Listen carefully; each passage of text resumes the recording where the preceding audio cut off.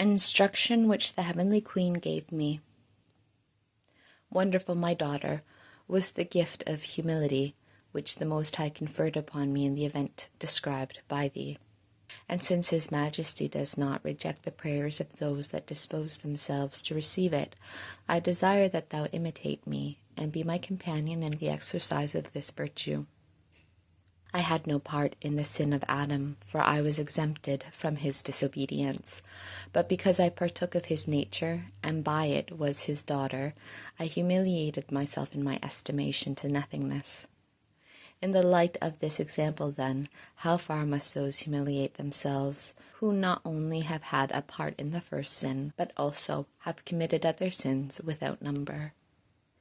The aim and motive of this humiliation, moreover, should not be to remove the punishments of those sins, but to make restoration and recompense for the diminution and loss of honor which was thereby occasioned to the Creator and Lord. If a brother of thine should grievously offend thy natural father, thou wouldst not be a loving and loyal daughter of thy father, nor a true sister to thy brother, if thou wouldst not grieve for the offence, and weep not over his ruin as over thy own. For to the father is due reverence, and to thy brother thou owest love as to thyself.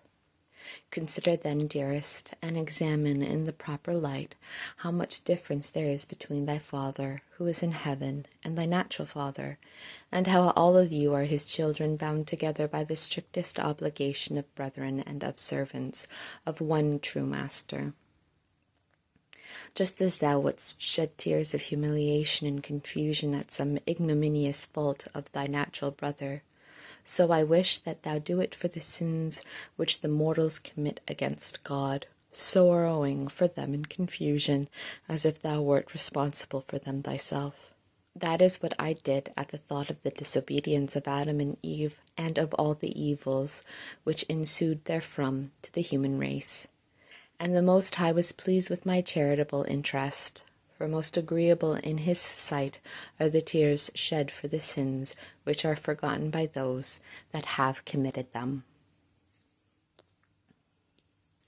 At the same time, see thou bear ever in mind that no matter how great and rare are the favors received from the Most High, thou do not despise the danger of sin, nor contemn the solicitous and humble performance of the ordinary duties of precept and charity.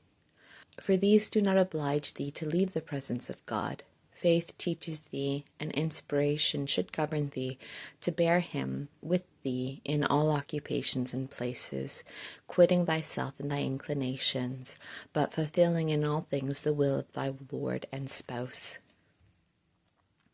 Do not allow thyself to be led in these sentiments by the trend of thy own inclinations, nor by that which seems to agree with thy own interior liking and taste. For many times the greatest danger is hidden beneath this cloak.